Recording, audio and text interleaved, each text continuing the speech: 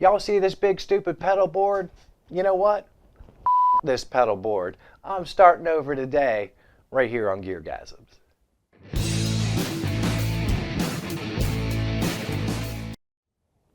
Hi everybody, welcome to GearGasms. I'm your host Alan Barnes. Today I'm going to take this mammoth, heavy, stupid, unwieldy pedal board and I'm going to switch over to something more compact. One thing's for sure, not every single pedal on this board is going to make the new board. And there's some pedals that you've seen on the channel that were reviewed that I got set aside that may become permanent members of my new board. We're going to get to all of that, but if you're new to the channel, I'd like to ask you to like and subscribe. This channel is kind of like the Dollar General of YouTube channels, hosted by a man who can barely play guitar, but you know what? Aww. Celebrate mediocrity. So I'm going to do a quick unbox. Then I'll show you the back and the guts of this big stupid thing, and then we will build the magical new GearGasms pedal board. Alright, I got my PedalTrain pedal board. I think it's a PedalTrain Classic. Look at that. Bought it from Sweetwater full retail. This is not a sponsored video. You guys you have to intrinsically understand that Sweetwater is not going to give me a discount on anything based on having this tiny garbage YouTube channel. Oh, let's see what we get.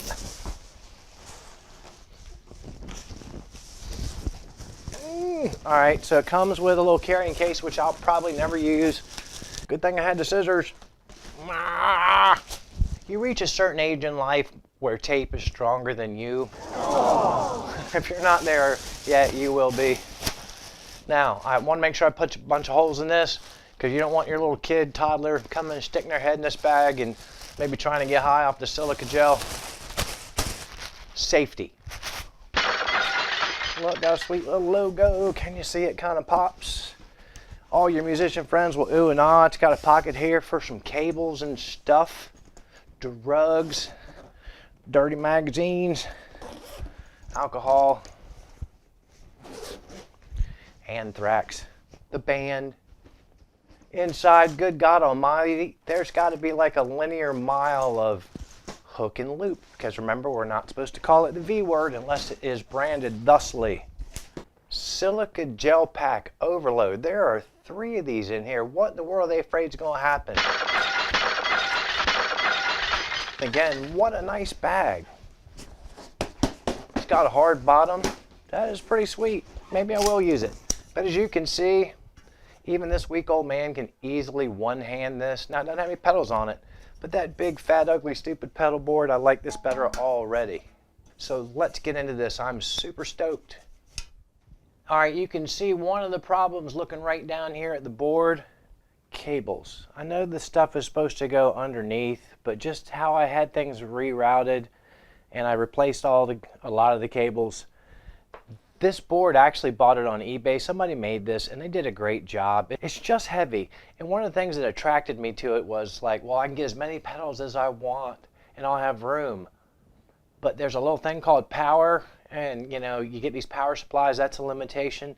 But it has the cable feeds inside. Got one there, cable in and out. I really like that because I was like, man, it's just gonna be clean. Pop a cable in here, pop a cable in there.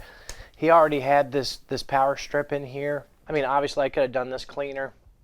The problem though with these power supplies and these pedals and the different things is learning the hard way. Get the most you can afford. However many outputs you can afford, get them. All of this mess is going to go.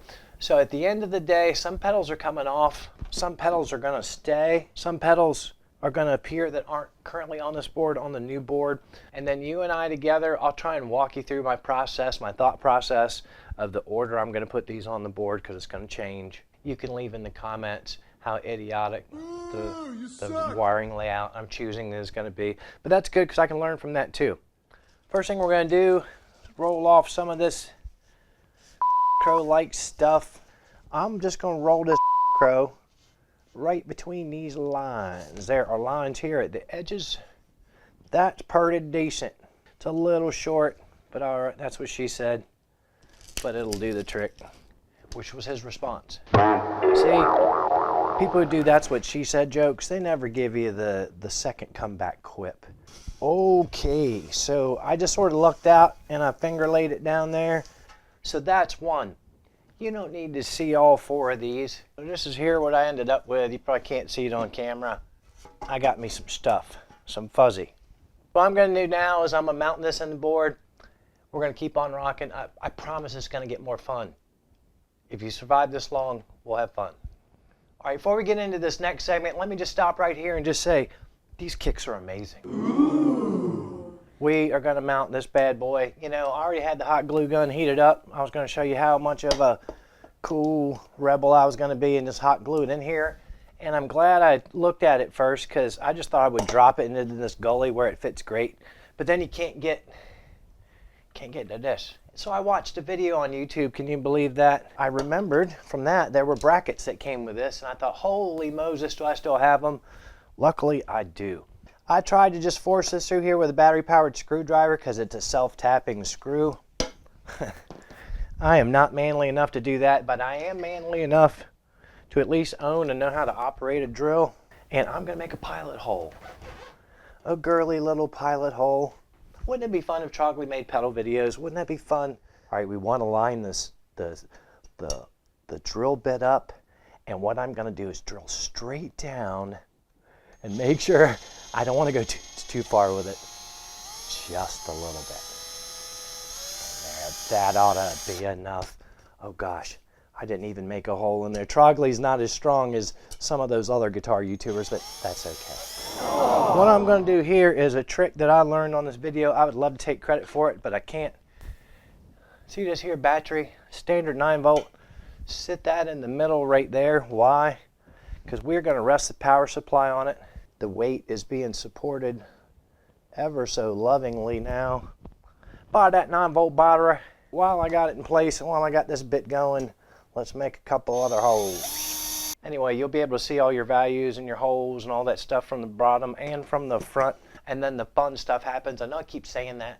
The fun stuff's going to happen, I promise. Okay, so now we're building our magic pedal, the dream pedal board. This guy's going to go here, right on the edge. The reason is I can come in the side right there.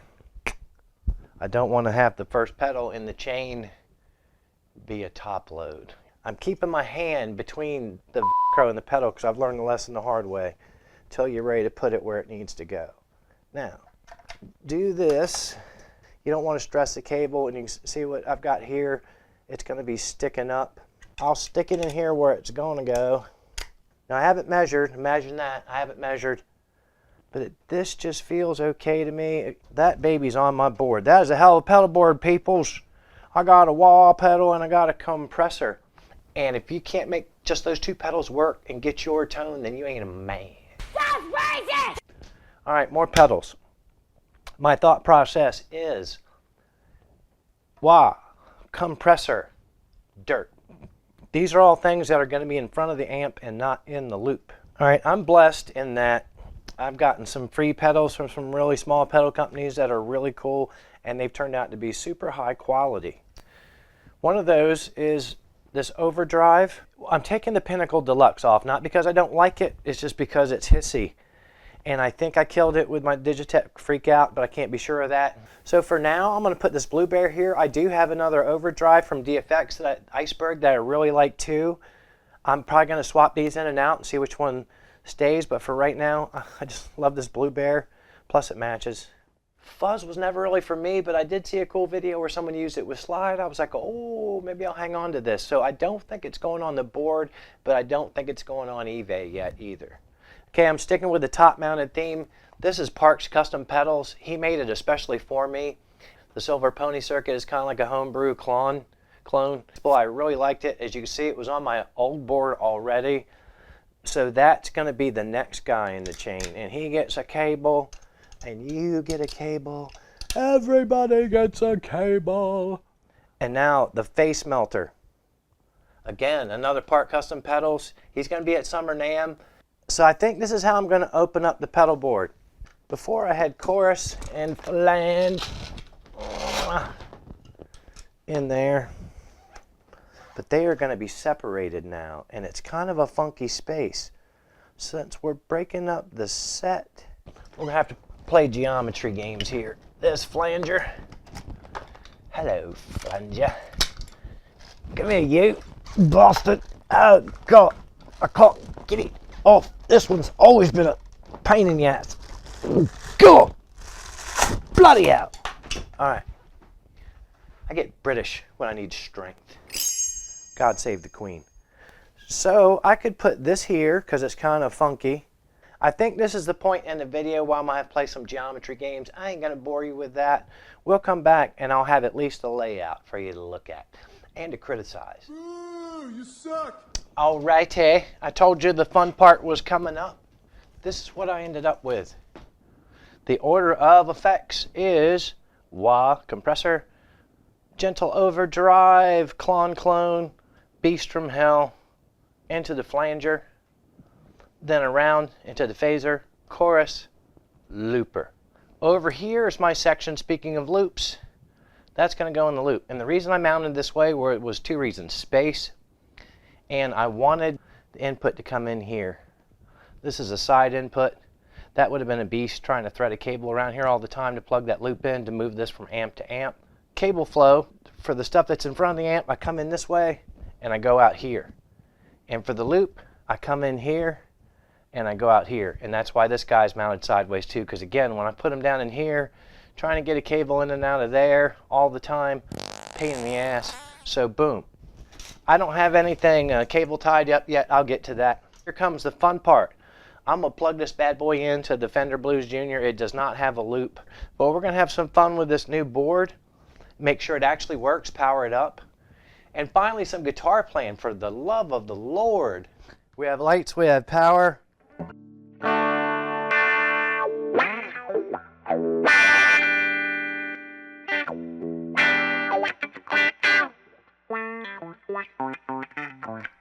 All right, so we got wah.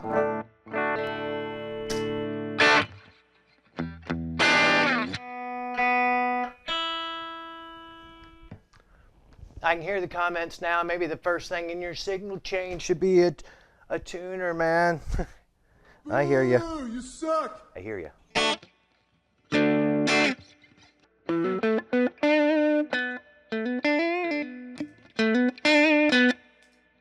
Now let's have some molten metal.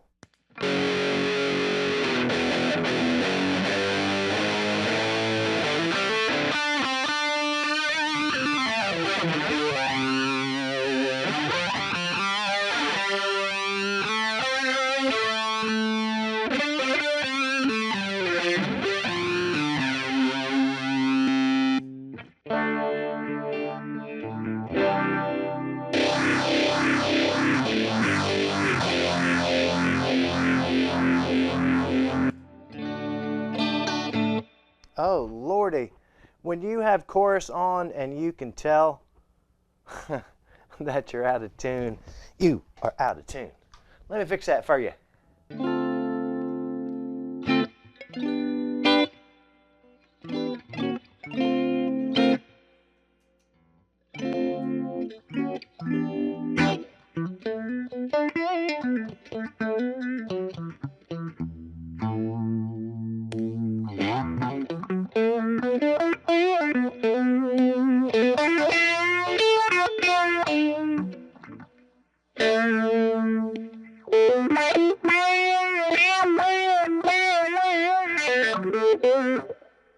I'm trying to do wah-wah and keep my foot out of the camera. Watch this. Oh, I'm about to fall down. Are you ready? Backbend style.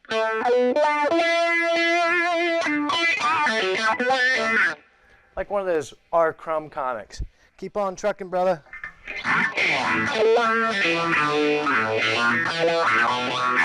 You may not be able to tell from that blizzard of noise that I just made, but I'm very excited. Obviously, I'm going to go through this and tweak some of the settings. But man, yes, so much better. Me so happy. What did we learn today? We learned that you probably should measure before you start planning out a pedal board, and not just in terms of space of the actual pedals. Pay close attention to, are they side load, are they top load, what kind of clearance you're going to need to get power and cables into them, how much room you'll need between them, and also, this is something we don't often do, write down a list of the power requirements. How many power requirements do you have? What kinds of voltage, what kinds of amperes you're going to need. before you buy your power supply. We also learned that Alan saves the box, thank the Lord, because I was able to get the brackets for the one spot because I wasn't able to use my hot glue trick with this particular board. So let that be another lesson to you. Even for something dumb like a hotspot power supply, save the box. As always, I'd like to thank you for the time that you spend with me. I know it's precious. You got some ghetto friends. I can hear them breathing out there. Please tell them about GearGasms. If you want to support the channel, you can buy a t-shirt. If you're embarrassed about the name, you can buy a t-shirt, have it shipped to someone you don't like. Whatever you do in the next 7 days, don't tell John 5 about it unless he agrees to bring his wife. Have you seen her? Woof. But play more guitar, watch less YouTube, do more pedal board curls, and keep coming back here week after week for more GearGasms.